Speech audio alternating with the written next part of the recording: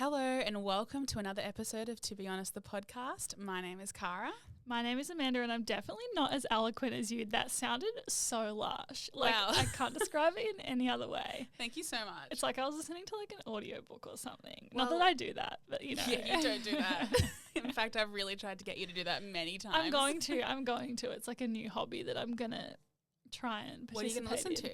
I want to listen to Atomic Habits that you've been talking about. Yes. I want to listen to like self-help kind of stuff because the irony of us recording this podcast right now and me saying this sentence that I'm about to say is quite interesting, but I'm kind of sick of listening to podcasts. And so I really want to have an audiobook moment. Look, that I kind of relate to that. I felt a little bit uninspired by like podcasts and I'm going to say it, even music lately, which I hate saying. No, but we haven't had much new music lately. No, we haven't. We went through a period last year where it was just like 6 months of non-stop albums being released. Like we had like Halsey, Taylor Swift re-recordings, we had Lorde, and then nothing. So it kind of makes sense, I guess, to be uninspired. Yeah. This honestly would be the perfect time for an Audible sponsorship. No offense. I mean, we can hint. We can hint a lot. We can continue hinting all episode if we need to. Audible if you're watching this. Anyway, what do you have to be honest about this week, Duck Dog Millionaire? Well, that nickname just never gets old, It does it? doesn't. I have to be honest about the fact that, I mean, if you're watching us on YouTube, then It's incredibly obvious. Incredibly obvious. But if you're listening, the bangs are back. I got my bangs cut in again. Bangs are back, baby. It was a spontaneous decision that I woke up, had a hair appointment that day, and I was like, I think I'm just going to like get my bangs cut in. I was going to say, I don't think bangs are ever anything but a spontaneous decision for anyone. Yes. Like the few times in my life that I have gotten bangs cut, it has purely been on a whim. Like I walk into the salon and I'm like, just do it. Like, I just don't think you can plan it. Have you been seeing that thing on Reels on Instagram? I'm sure it's a thing on TikTok, but as we know, TikTok is not my friend. As we know, you're not like other girls. Yeah. I'm not like other girls, although I am on TikTok now, everybody. Oh, she is like other girls. I uploaded my first TikTok You did. this week. Yeah. I don't really know what to do with that, but anyway. I can't remember my point. What was I fucking talking about? You were talking about, I said how like bangs are spontaneous. Reels, yeah. Anyway, there's this thing that people are doing on Instagram where they go to their hairdresser and they put like 2 pieces of paper and it's like shorter or longer or brunette or blonde. I have a theory that they're all faked though. You would say that. That is so, and it's so me to believe it. I'm sorry, but okay, at least with like big time influencers, there is no way in hell that these people whose like image is so important to their brand are going to a hairdresser and being like, redhead or brunette, and they're choosing the brunette just conveniently. Like, I'm sorry, I don't believe it. It is like me to be very skeptical, but, and it is like you to not be. Anyway, were you thinking of doing that? No, I wasn't thinking of doing that, but I was just thinking about that in that moment. Anyway, I have my bangs back, and it is like this reset. I feel like it's 2018 again. Yeah. I am thriving, and even though I hate... Would you say it's 2018? Yeah. That wasn't the best year for you. Well, 2018 was a great year. 2019, not a good year. 2018, a great year. Sorry. Yes, sorry. Thank you. How could you shouldn't not really remember assume that? that I know better than yourself about your life. But anyway, the bangs are back. I feel good about it. And I feel myself again, even though I hate having to take a long time to style my hair every day. I did not style my hair today. I think that you rock the unstyled bangs look. Like, they look great right now. You reckon? And every time I've seen you since you've got them done, I'm like, how does this bitch look this good effortlessly? Well, I think it's just that I am myself again. It's true. Yeah. The bangs are a lifestyle choice. They aren't just a fashion choice. Yeah. Anyway, what do you have to be honest about this week? Okay, I'm going to take a left turn because this is in no way related to what you just spoke about. I have to be honest about the fact that, and I am going to talk about Sex and the City yet again, or in Just Like That yet again. As we all know, I think I had a bit of a rant about it last year, about how people were saying it was crap and I don't think it was crap. We watched the last episode of the season last night and I fucking loved it. It was brilliant. I'm with you on that. I don't get, because obviously like we watched it a week late and I saw a lot of articles. I didn't read them because I didn't want any spoilers, but I saw a lot of articles and Instagram posts that were basically like, oh, it's like not that good, like it's such a bad ending. And I was kind of like, okay, prepare yourself to be a bit disappointed. I really liked it. I thought the ending was brilliant. Yeah. I'm like, spoiler alert, if you haven't watched it yet, don't listen to this right now because we're going to talk about it. But like Miranda having her red hair back, iconic. Charlotte getting baptized, iconic, not baptized. What did she get? She got they mitzvah. They mitzvahed. That's definitely not baptized. No, it's not. It's not. Our non-religious background is showing. Yeah. And then Carrie, iconic, gets her own podcast and hooks up with the hot podcast producer. Which we did know was going to happen the whole time. Because when you watch the first episode of And Just Like That, there's so many shots of him and all he's doing is laughing at Carrie and you're like, he is too hot to not be meaningful. I hate that you said that because I said that last night. I know, but I was thinking it the entire time and I said that. I was like, he is literally so hot. Like, there has to be something. I want to have sex with him too much for him to just be a random extra. Oh my God, I want to have sex with him too. He is hot. He's a hot daddy. Anyway, we all knew it was going to happen. I'm excited for if they do a second season. I'm like almost certain they will. They will. Why wouldn't they? I think that the episode was great. I think that I will admit that I'm enjoying, like, I enjoyed the series as a whole for what it was. Like, I completely think that a lot of the, I guess, criticisms over, like, Miranda's character are valid and, like, maybe some of the way that it was written wasn't the best. Like, obviously it's not a perfect show, but I really enjoyed it on the whole. Like, I was really looking forward to watching it every week. Yeah. I found it quite comforting and I found it really, like we already spoken about, really cool to see older women on the screen. I do think that I would have preferred, not to sound perverted, but I would have preferred to see more sex scenes or like sexuality from them because I mean, we got Charlotte blowing Harry and we got Che fingering Miranda. And which then was hot, we got but, got Brady having sex. Which I don't want to see. We don't need to see a 17-year-old male having sex. No, like, absolutely so not. sorry. I want to see hot producer and Carrie having sex. Exactly. So the criticisms, while I do think there are like a lot of really valid ones, I really enjoyed it and I'm really looking forward to the next season. Looking forward to seeing where this potential relationship with Carrie and this producer goes. And I actually really enjoyed, even though like I guess the show as a whole is about like the dating kind of life of the women. I enjoyed that they kind of gave Carrie like quite a, I want to say realistic, but I probably don't have the experience to speak on grief, especially the level of grief that Carrie was feeling in the show in terms of losing her husband.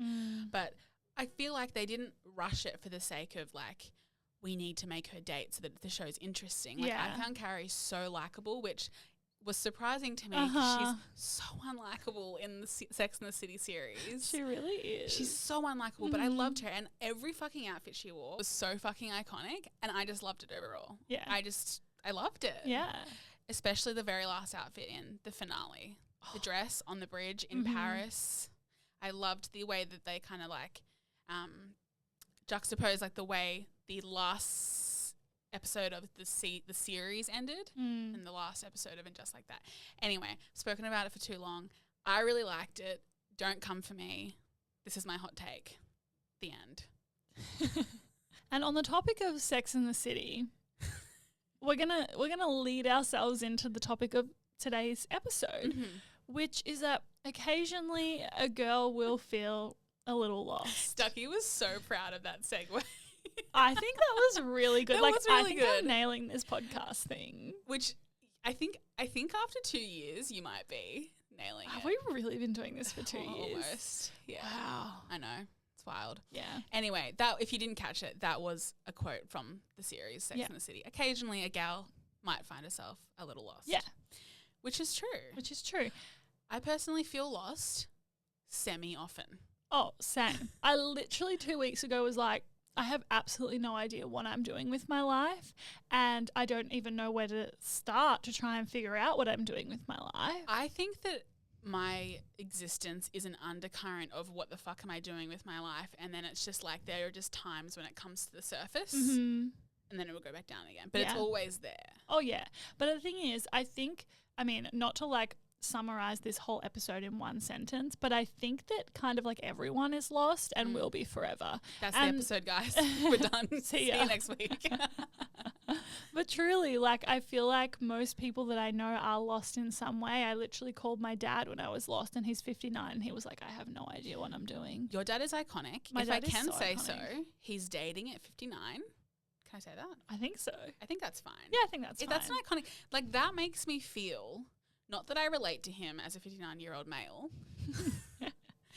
but that makes me feel like great in terms of like, I think he's really living his best life. Oh, yeah. And showing that like life, I think we do think that life ends at a certain age, even though it physically, literally doesn't end. Yes. So I feel like we kind of get lost in this thing of like, oh my God, like I need to get everything done now or by the time I'm 30 or 35 or 40 because by that time everything's going to be done and whatever. Like it's kind of like we think that there's like an expiration date, and if we haven't achieved things by a certain time, we're just locked into that life forever. Totally. And I think in the same like kind of theme, I guess, I think a lot of the time we are looking for a certain level of happiness that we perhaps feel is like so unattainable, or we get to a point where we're like, I'm not happy because I've been doing the same thing for so long, and we're always looking for more. And I think it can be really great to like always be wanting more from life. But I think that like finding true happiness and this idea of like needing certain things in order to be happy, it almost is redundant, because it's like you're always going to want more. Yeah, want more. We're all changing and evolving continuously. I mean, I personally can say I'm not the same person I was literally 2 years ago. So like, of course, what makes me happy now is going to be different than what I had 2 years ago. Yeah, absolutely. And I think that that's kind of like something that when we think about like, what does it mean to be happy? What is true happiness? Like, am I happy? Like, is this actually it? Like that kind of thing.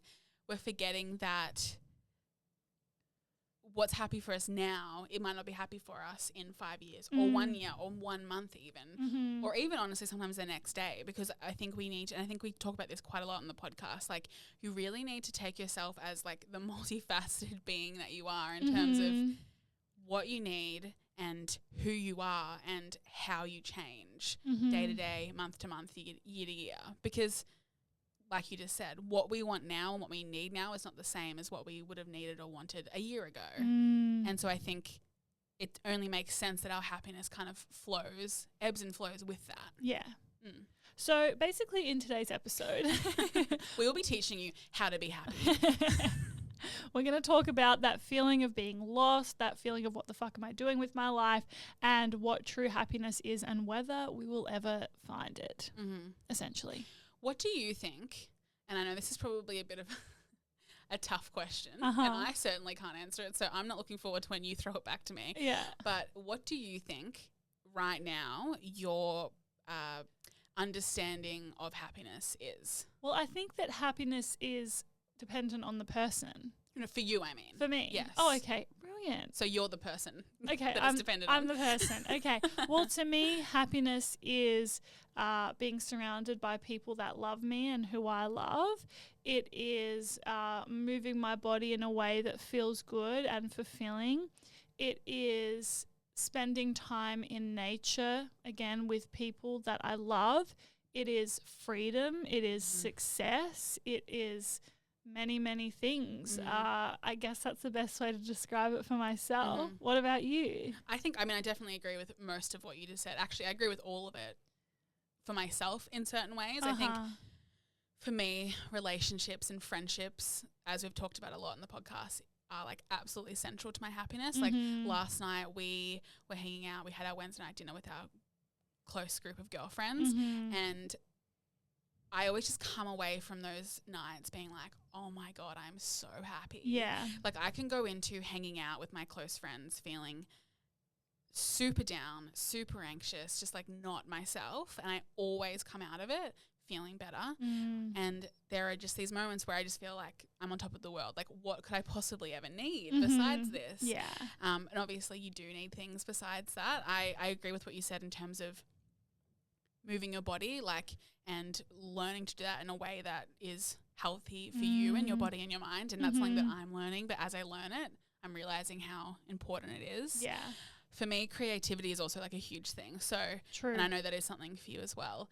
Like this podcast is the perfect example of that. Like I feel this is the second episode we're recording for the year, and I realized this week that I felt quite down without realizing it because we hadn't been recording and we hadn't been uploading and we hadn't been, you know, coming up with ideas and like working on things because we were so busy in the first month of the year. Yeah. And that really impacted it. And I kind of had this moment where I was like, oh my God, the podcast, like I knew it added value to my life and that it really made me happy, but it was like, I'm really like, it really is like a really good part of my life. Totally. And that obviously goes with writing and reading and stuff like that and all the creative outlets for that for me mean a lot. Yeah. I think the thing that's interesting when we talk about, you know, what happiness is to us now and, you know, things that fulfill us and make us feel happy is the fact that, as I touched on earlier, these things that like personally make me happy now are not the same things that would have made me happy 10 years ago, for example, 5 years ago, whatever, you know, because I am continuing to grow and evolve, and I'm certain it would be the same for you. There are certain things that make you feel really happy and really fulfilled. And when you mentioned about friendship and how you come away from that feeling so good, I remember I went on a first date recently, and it was like a good first date and everything like that. It wasn't like the most amazing date of my life, but I came home from it and I was like thinking, you know, do I want to see this guy again and that sort of thing.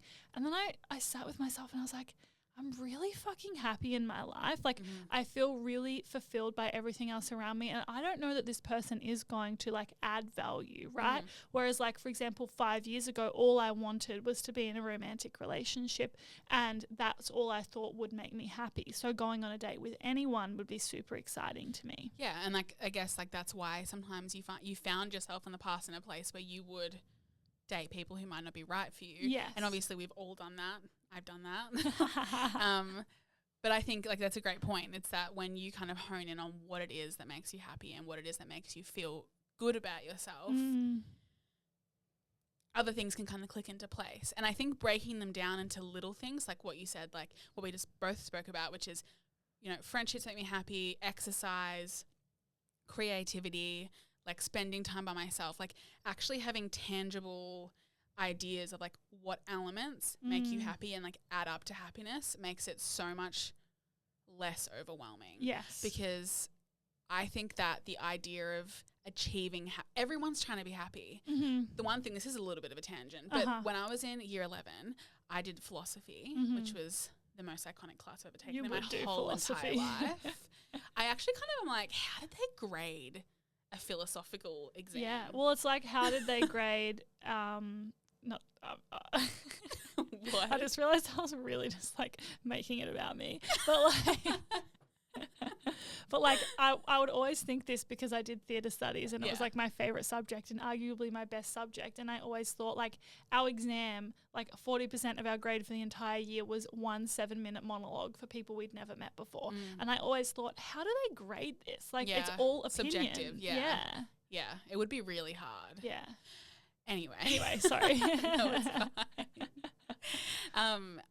I was doing philosophy and we were learning about all the different like philosophical, I guess, like theories and things like that on humans and life and everything. And we had this conversation about how everyone, and this is not groundbreaking, I'm really not trying to act like it is. We had this conversation about everyone, whether it's like the biggest narcissist you know or the kindest, most beautiful person you know, and everyone in between, people who make awful decisions that you think like, why on earth are you doing that? Like you're hurting yourself, you're hurting other people, like you're clearly unhappy. Everyone is doing things because they are trying to be happy.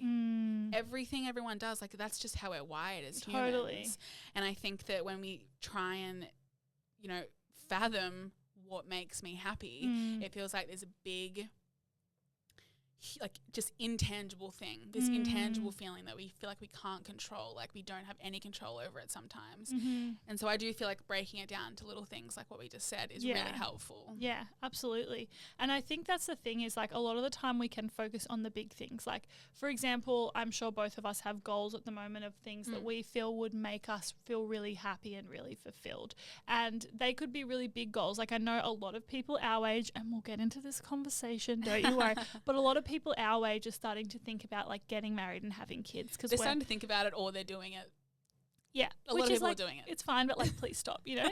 And it's very interesting because, you know, I have friends who that's a huge goal for them is like, I want to have kids. And it's like, that's a fucking big thing to happen to make you feel happy. It's the same as like perhaps getting a dream job or like saving up to do a big travel trip or something like that. Like, whereas those are big things that can make you happy and that's fine. But without the little things, I don't think we really can be day to day happy. Yes, I completely agree. Yeah. Because there are a lot of things that we can't control in life. Absolutely. We can't control when we meet the right person. We can't sometimes control when we get pregnant, when we find like our dream job. Can't think of other examples, but like big things that we do put a lot of our happiness on, like family, love, career. Yeah. A lot of those things, they're within our control to an extent, but in a lot of ways they're not.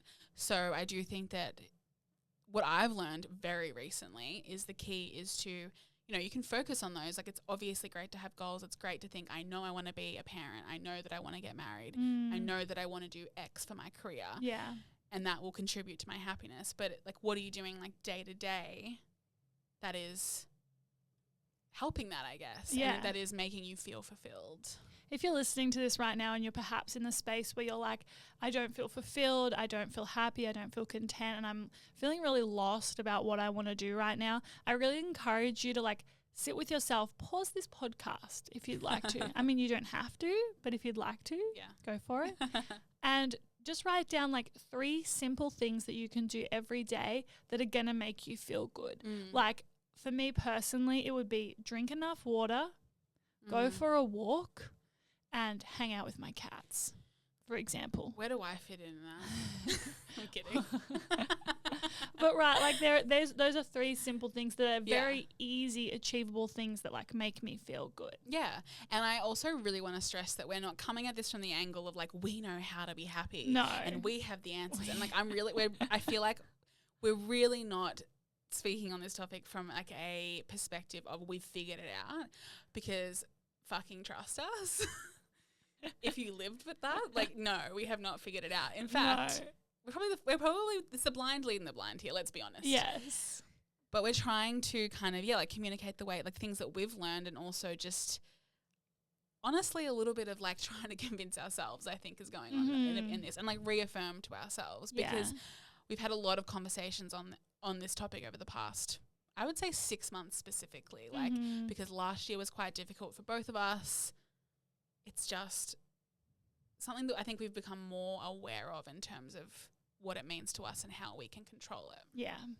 So something I think is super interesting that we should talk about is something that's been present for me, and I know has been present with a lot of people that I know, is this idea that choosing to do something and thinking it's going to, you know, create change in your life and fulfill you feels like a really big commitment. And whilst there are some things that like obviously need to actually be committed to, like having a child and getting married and things like that, there are also things that like if you don't like it and it's not fulfilling you, and I speak from a place of privilege here, you don't need to keep doing it, right? Just say, for example, you decide to take up skateboarding.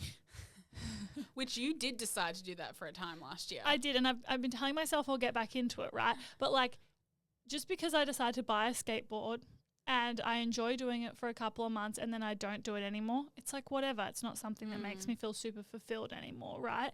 And it's the same thing as thinking like I'm going to take this new job, which obviously there's a level of responsibility in a job. But if you decide to take a new job and thinking that it's going to fulfill you, and then you're there for a year and you're like, I'm really fucking unhappy. Again, I'm speaking from a place of privilege. You don't have to stay at said job. Yes. Yeah. I completely agree. I think that we look at things like a permanent decision in our lives, and we don't a lot of the time we don't consider the fact that we can just see how things go. Yes. And we can just have a play around with like what makes us happy, what doesn't make us happy, what is, you know, adding something to our life, what can we change. Like I also think there's a lot of shame around, you know, maybe starting like a hobby. It's funny because like this sounds so ridiculous when you say like, oh, there's a shame around starting a hobby and then quitting it. But it's like, why is there shame around something like that? Uh-huh. Like giving something up if you just don't enjoy it. Yeah. Which it's true. Like you can try something out, and if you find like, oh, I'm not really liking this, or I'm not really good at it, and I don't really want to put in the effort to like, be better. Cool. Yeah. Like just move on, find something else. I also think that I feel like a little bit of I don't want to say misconception, but a bit of a hard thing is also when we think about what we can do or changes we can make. And I personally have found in the past that I get caught up in the fact that some changes will come with inevitable downsides in a way. Recently, the best example for me was the fact that I decided to go part-time. I was working full-time, decided to go down to 3 days a week. And that was something that I was pretty certain was going to be important for my mental health, for my ability to have a more flexible lifestyle, to work on things like the podcast, to be more creative. But obviously that also came with a severe pay cut. And I was very lucky that my current job allowed me to go from full-time to part-time, and it was pretty seamless. Yeah. But I was really stressed about money for a while, but at the same time I was like privileged enough to be like, I know I'm going to be fine. It's just that I'm not going to have the level of like luxury that I once had. Yeah. And I was caught up on that for quite a while. And then eventually I was like, in order to make changes that are going to make me feel better in the long run, you do have to sacrifice some things. Like if I sacrifice like eating out 3 times a week once a week instead of 3 times a week for a better mental health, like that is a sacrifice that should be made. Yeah. And I just don't think that that's something that needs to be like caught up on, because at the same time, exactly what you just said, if you do change a job, change career, start studying something or go to part-time and then realize it's just not something that you want to do anymore, it's not working for you, you can go back to whatever works best for you. Yeah. And yeah, that's something that I really had to learn late last year. I think it's important to note, and the real lesson from that is that we are continually evolving, changing people, and it's very, very likely that we're going to change our mind on a lot of things in our life, and that's okay. I think that it's inevitable that we will need completely different things at one stage in our life to the other. Yeah. Because even on the example of like my work life, in 2020, when I got my full-time job, that was exactly what I needed at that time. Like I had about 8 months or 12 months where I needed like full-time work was what was best for me. Like I was thriving, I was happy, it was great. And then it changed. And I think that's the perfect example of how, as long as you're checking in with yourself and you're making sure that what you're doing is bringing you happiness and is working for you, you can kind of adapt to suit what you need over time. Definitely. I think something I really wanted to talk about that sort of touches on the fact that we're approaching 30 is this societal pressure to always have it figured out. And I think that I've been feeling this a lot lately because I've been thinking about the fact that like I'm going to be 29 this year. My parents had me at 30 and 31. And I've just started thinking a lot about the fact, like I don't have a house, my own house. I don't know where I want to live long term. I enjoy my job, but I'm like, what even is my job? Like it's a very new industry still, everything that I'm doing. And I also don't have a romantic partner. And whilst there's things that I love about my life, like I've said, there is this certain idea that perhaps I'm not doing what I should be doing. And it's not even like the pressure is coming from anyone around me, because my parents are like, literally like to me, do whatever you want to do. But there is this pressure that comes from inside of me, knowing that society expects me to really start figuring it out in the next couple of years. Yeah. Do you feel like it's also, because I think this is definitely the case for me, along with the societal pressure, along with the, the fact that we are kind of like born into a world that expects certain things from us by a certain age. Yeah. Do you think that for you there's an element of, if I don't get these things done, I'm going to be unhappy in 5 years, in 10 years? Definitely. Yeah. And I think there's this idea, especially because like a lot of women are expected to feel maternal and expected to want to have children. And so I think there is this idea that like, okay, what if I decide not to have children and then I'm 40 and all my friends have kids? What the fuck am I going to be doing? And also like, what if I think the biggest thing, and I even think about it sometimes, is what if I decide not to have kids and then I really regret it? Yeah. But it's funny because we don't talk about what happens if you have kids and you regret it. Which I guess that's a very taboo subject for many, many reasons. Yeah. But yeah, like it's, what am I going to do if? Like it's this like future driven thought of, if I don't do this now, if I don't buy a house now, am I going to be unhappy if I'm renting for the rest of my life? Because the property market's only going like all that bullshit, whatever. Like if I don't try and put an emphasis on dating right now and I don't find someone to have a long-term relationship with, am I going to be X age and alone and sad? Like I really think that a lot of my anxiety, and this is obviously quite a common thing, but a lot of my anxiety in terms of my happiness and like what my future is going to look like and if I'm going to like it, comes from these pressures and this deep fear that I'm not doing enough right now to be happy. I totally feel that. At a certain age. Yeah. And then we come back to this little things, big things thing, which is like, okay, but if I'm focusing and like, if I spent the next 2 years of my life, for example, being like, all I'm going to do, because for me at the moment, the main things I want are financial stability and a romantic partner, maybe if they're the right person. And if I spend the next 2 years of my life and all I do is go on dates and save money, am I going to be happy? No. Because it's the little things that add up to actually making me feel happy and fulfilled. Yeah, I had that exact situation when I was, obviously it was a bit of a lower stakes situation, but when I was in my early 20s and I was planning on going to Europe, we planned it like 2 years in advance, and everyone was like, oh, you got to save so much money. And I was like, I don't think I want to sacrifice 2 years of my early 20s not going out to eat, not going out and partying and like not going to concerts and stuff because I want to save, you know, twice as much as I would be able to be in Europe. And I understand like maybe some people would be totally happy to do that and that's completely fine. Yeah. But I think for me, exactly what you just said, it's like there are certain things that might bring you joy in the moment that if you sacrifice them now, you're really just putting your current happiness on hold for this intangible future happiness that you're hoping will occur. Yeah. Because we really don't know. No. What's going to happen. You don't know what you don't know. That is the fucked up, scary thing about life. We can get into that in another episode. And so I guess this is all to kind of say that it's unrealistic to feel happy all the time as well. Like, I think that if you're feeling like happiness will be constant happiness, like true happiness is always feeling happy no matter what, it's just never going to be attained because we're humans and our emotions ebb and flow and like that's just life. That's just what happens. I guess it's looking at life as a whole, right? It's not just about X makes me unhappy and Y makes me happy. It's like, what is my general kind of contentment with life?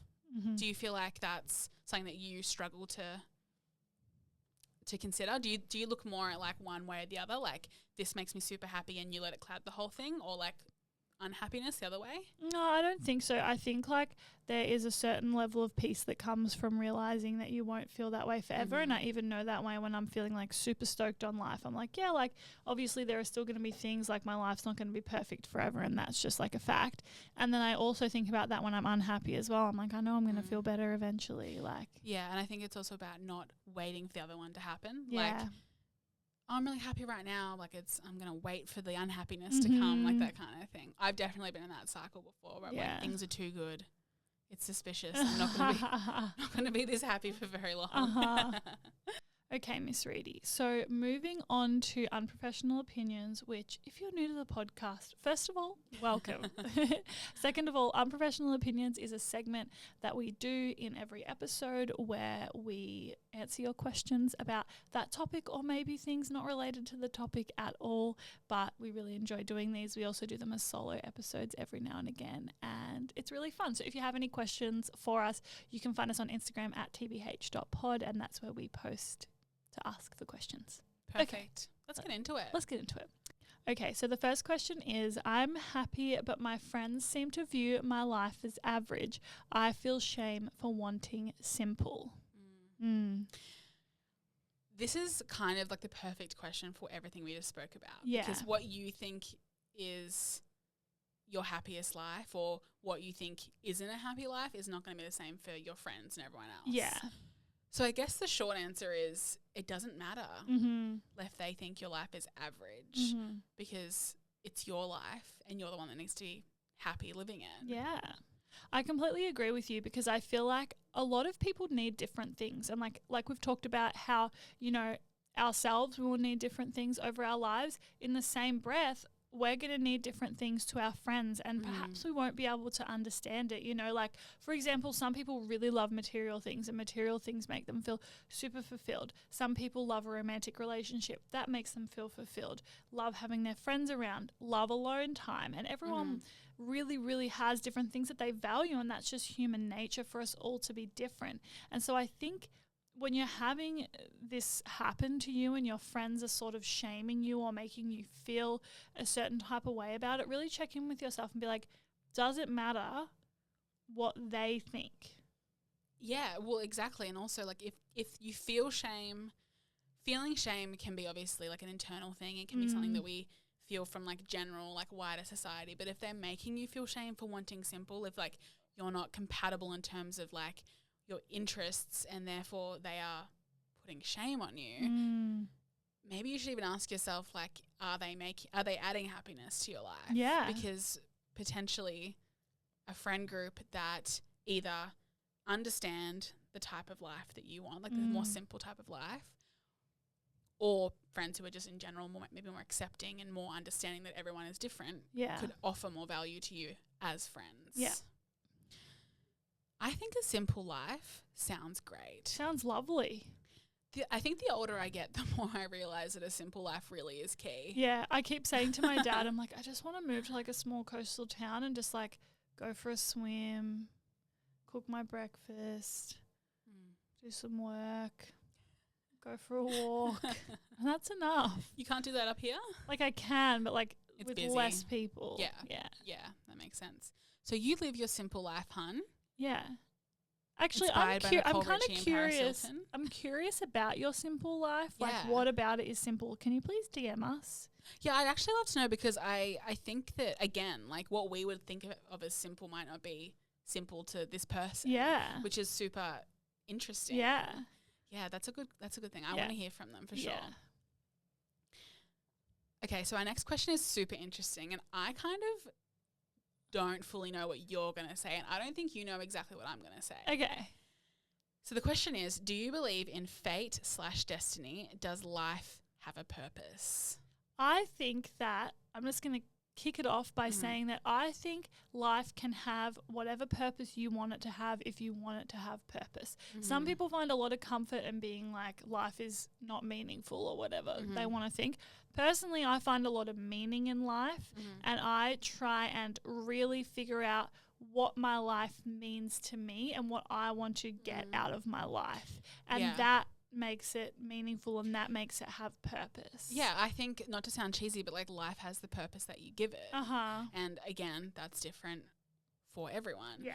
On the topic of like fate and destiny, I personally don't believe in like fate or destiny as like the concepts themselves. Like I don't believe that everyone has one path that they are inevitably going to follow in their life. Yeah. Like they're born into a certain trajectory and like they were always going to end up in a certain you know, career or in a certain relationship and stuff like that. I personally am too much of a skeptic for that shit.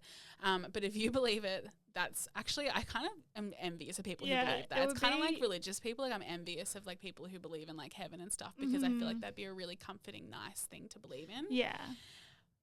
But for me, I think I do believe it in a certain way because, and this is going to sound so woohoo, and I don't even know if I'm going to be able to explain it very well, but I guess I believe in like fate and destiny in the way that like if you really know yourself and you connect with like what you want and who you are, like you will end up living a life that you are like meant to live.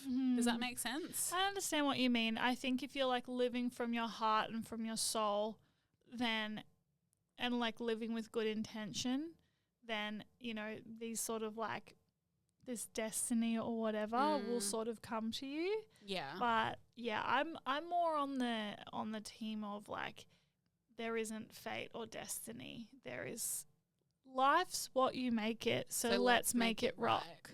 Oh. What's the lyric? Can we do a live Google? Wait, I think it's probably right. I'm probably wrong. Why would it be life, let's make it rock? You know? Well, Hannah Montana was a rock star. Well, that's what I was thinking. Life's, how does it go?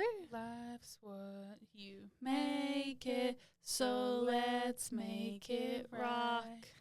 No, it's definitely right. Is You're definitely incorrect. Oh, Sorry to say. I can't believe I've just done that on the internet. I'm wrong.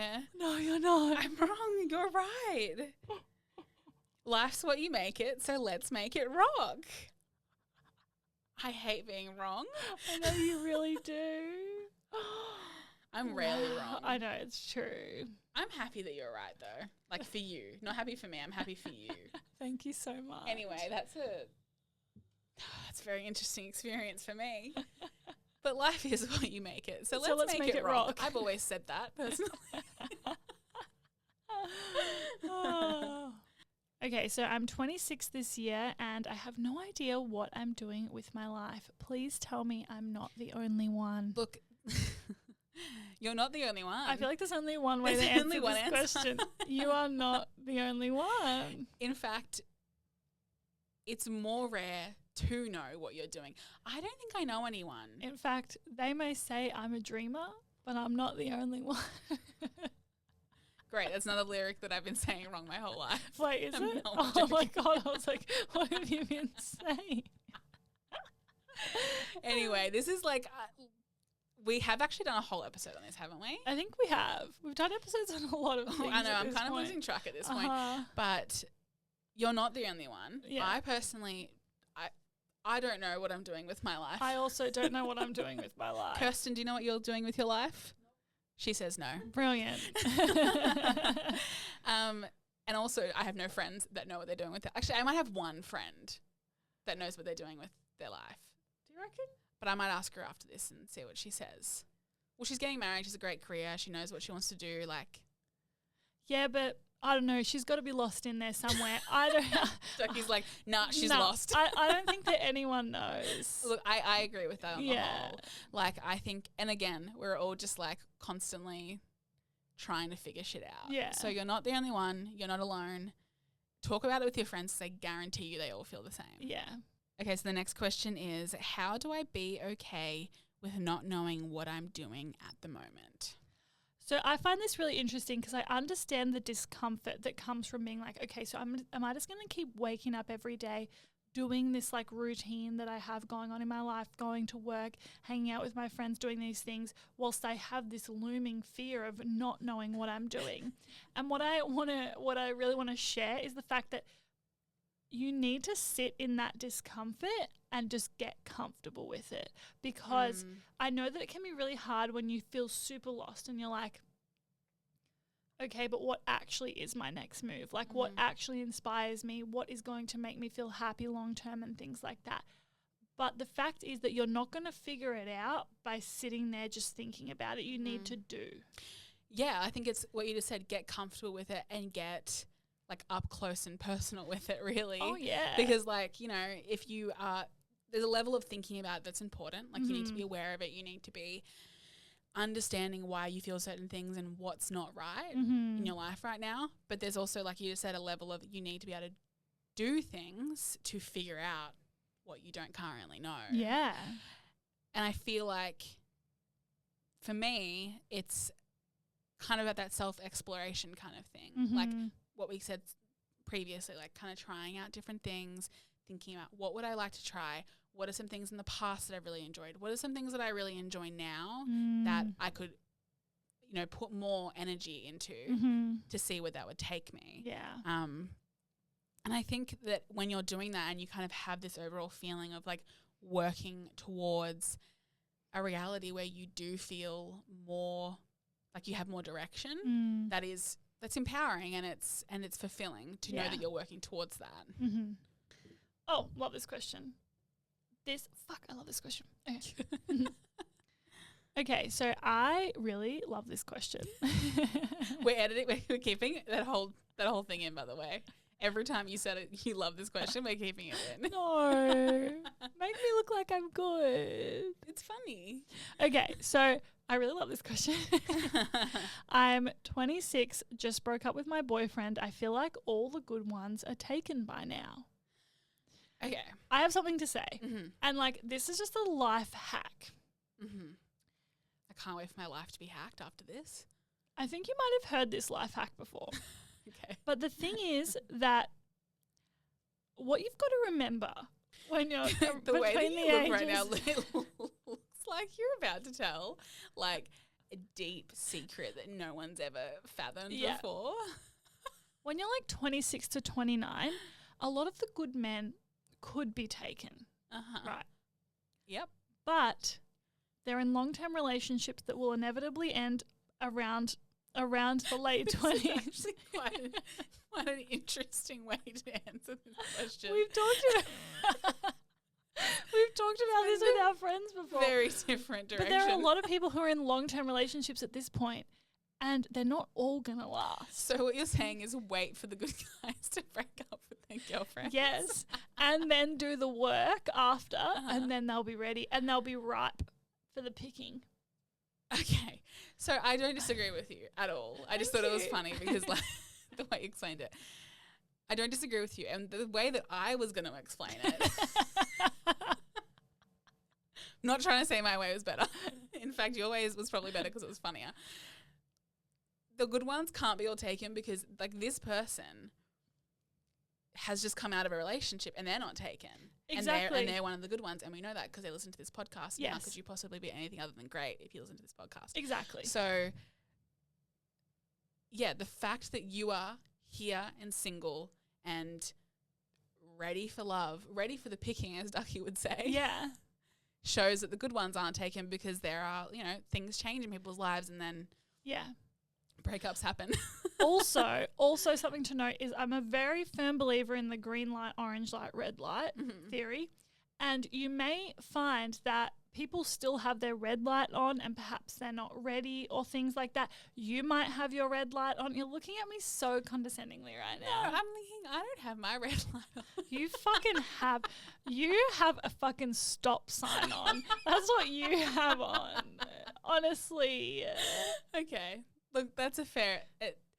this isn't about me. No, it's not about you. It's about this person. Let's focus on them. But the thing is that a lot of the time it can feel, and I totally understand what you mean, because there is this feeling of are there even any good single people left? Oh, I feel like that every time on Tinder or Bumble or Hinge. Whichever one wants to sponsor the podcast. Whichever one would like to sponsor, I'll exclusively use that from now on. But seriously, a lot of the time you can feel that way, but there are a lot of people out there who are just working through things, maybe in a similar boat to you, have just come out of a relationship and want to do the work or want to work on spending time with themselves before they're ready to date again. So even though it can feel that way, I totally understand it. It's not a forever thing. That's important to remember. And people get divorced at 40, Yeah. So people even if you're single when you my point is fucking I'm such a mess, but Ducky's whole point of view was just wait for people to be heartbroken. No, my point is that there are always, no matter what age you are, I do believe that there's always going to be people that you can connect with romantically. I completely agree. Yeah, there's Like, too no, many all people jokes in the aside, I world. completely agree. Yeah, don't fucking drag me from across the table, okay? Okay, we have, for the last question, a bit of a spicier one in terms of, I don't think we've ever spoken about this specific thing before. Yeah. This person asked, I don't think I want biological children. Is this fair on others? For example, my boyfriend and my parents. And this is super interesting to me because I do think that as two women in our late 20s at the moment, we are thinking more about whether we'd want to start a family one day or when we would, or, you know, all those things, or like if it's the right decision, when it would happen for us. And I have actually, as someone who I'm really quite on the fence about whether I will want to have children one day, I have actually thought quite a lot about, will my parents be, you know, a bit disappointed that they won't have that from me. And like my parents are not in any way like pressuring in terms of that kind of thing. Like I've actually asked my mum this before, like, will you be disappointed? And she was like, no, you do what you want. But like, I do think it's something that we grow to think about.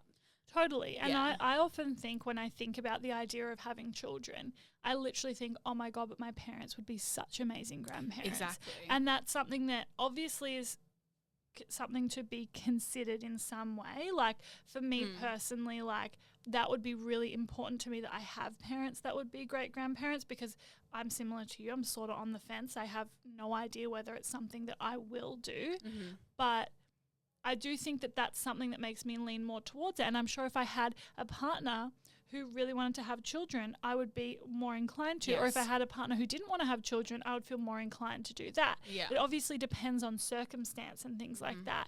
And I think that's really important to note. When it comes to the actual thing of like, I don't want to have biological children, but I feel pressured to do so.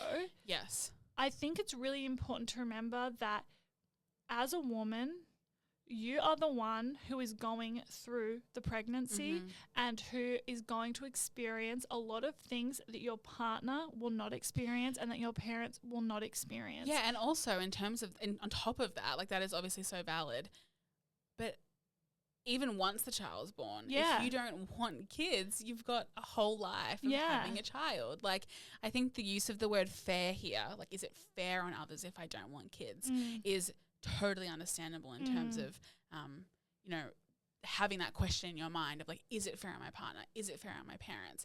But I do think it's unfair on you to be putting this pressure on yourself in terms of like, I need to make sure that the decision I make about having children or not having children is fair on the people around me. Yeah. Because I think we mentioned it before, like having a kid is it's the biggest commitment of your whole entire life. Like if you aren't fully in it, if you're not sure, and this person seems like they actually are sure they don't want kids, I don't think that anyone else's needs should really be overriding yours. I think that instead of focusing on what's fair for others, you should be focusing on what's fair on yourself. And it is not fair to put pressure on yourself to have children to satisfy other people. Exactly. Because it's your life. It's also probably not fair on the kid if we're being completely honest. Honestly, yeah. Anyway, let's like end the episode on that beautiful, lighthearted note. I think we should end the episode with life's what you make it. So let's make it rock. That's hot. Life's what you make it, so let's make it hot. That's our new merch top. Wait. Don't even. We can talk about that later. Yeah. Anyway, guys, thank you so much for listening to this episode. As always, we're really thrilled to have you here with us today. Yes. Thank you so much for being here. You can find us on Instagram at tbh.pod. That's where we will be posting the question box every week for Unprofessional Opinions and just general kind of, what would you say that we, shit posting? Is that what you would say we do? I'd say shit posting, yeah. I'd say shit posting too. Yeah. You can find my beautiful co-host Miss Reedy on Instagram at Cara R. Reedy. You can find me on Instagram at Amanda Ducks. As always, if you enjoyed today's episode and you haven't left us a review yet, we would really, really appreciate particularly a 5-star review, but whatever suits you. If you're listening to us on YouTube, hello. Well, watching us on YouTube. Hi, uncomfortable in a good way. We'd love if you could subscribe. It would really support us and we'd really appreciate it very much. We would. Okay. As always, guys, we'll see you next Friday. Have a beautiful, stunning, magnificent, lovely week. Yes, have that. Okay. Bye. Bye.